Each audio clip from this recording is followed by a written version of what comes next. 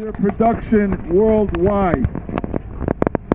We also denounce the recent United States use of toxic white phosphorus weapons and cluster bombs and highly radioactive depleted uranium weapons in the former Yugoslavia, Iraq, and Afghanistan. We also demand an end to the use of killer drones, which have claimed thousands of lives.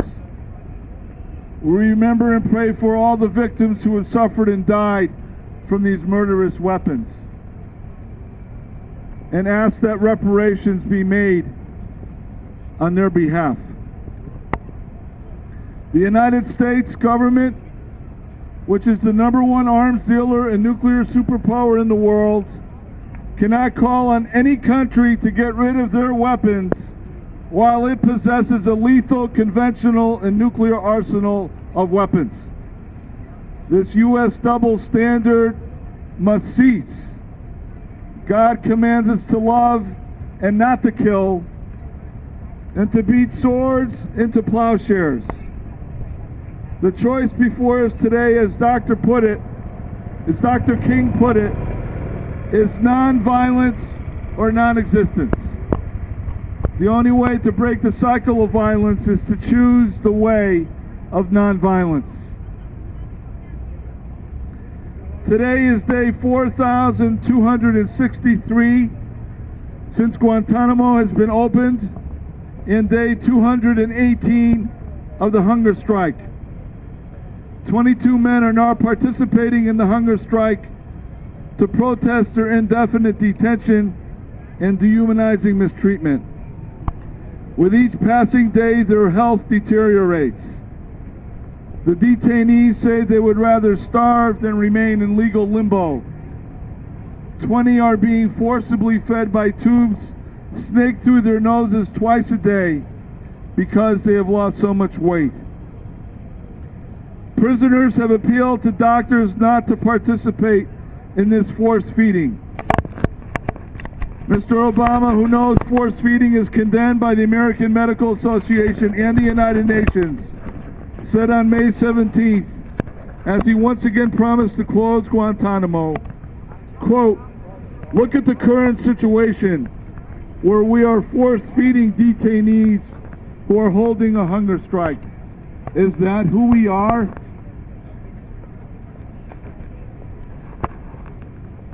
Apparently it is, and we continue to wait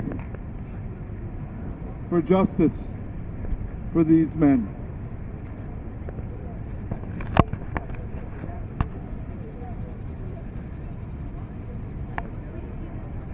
The consistent position of witness against torture,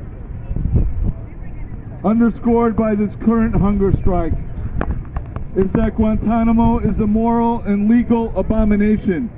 It violates the Constitution, makes a mockery of the rule of law, and savages American ideals. It grossly diminishes America's standing in the world. President Obama's failure to close Guantanamo and embrace of Bush-era policies vindicate neither the prison nor those policies. Rather, they show how broadly the American political system is complicit in grave ills. Guantanamo and torture have never been matters of left and right. We see them rather as matters of right and wrong, which must be rejected regardless of partisan affiliation and political calculation. The vast majority of the 164 men have been held for more than 11 years at Guantanamo without any charge or fair trial, with no end to their detention in sight. Although 84 have been cleared for release for years. 3 months have passed since Yemeni officials seeking the repatriation of the 56 Yemenis cleared for release agreed to set up a rehab center to help reintegrate them. But nothing has happened since Obama lifted his ban on their repatriation. Instead, as Obama has increased killer drone strikes in Yemen, citing unspecified security threats, it appears unlikely that Yemeni detainees will be released anytime soon. Word of our actions is making it to the men at Guantanamo and making an enormous difference to them. Moaz al-Alwi, a Yemeni national who was one of the very first prisoners to reach Guantanamo, has been on a hunger strike since February, and the United States military has force-fed him. Moaz shared the following in a recent interview with his lawyer, quote, "What I am enduring now is torture, and the American people will tell you as much. Humanitarian organizations, various human rights bodies, as well as American groups such as Witness Against Torture and Doctors Without Borders, have all declared that what is taking place at Guantanamo is a violation of human rights and that it amounts to torture." Adnan Latif, who had spent more than 10 years in Guantanamo without ever being charged with a crime, would often go on a hunger strike to protest his unjust confinement. A Yemeni citizen, poet, father, and husband, Latif was subject to severe beatings, druggings, and torture. He had been cleared for release at least 4 separate times, yet continued to be in prison.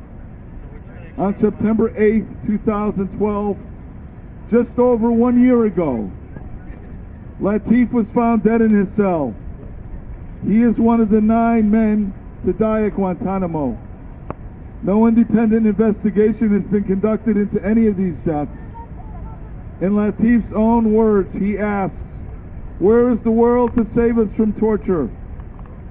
Where is the world to save us from the fire and sadness? Where is the world to save the hunger strikers?" Guantanamo has become a death row for these prisoners.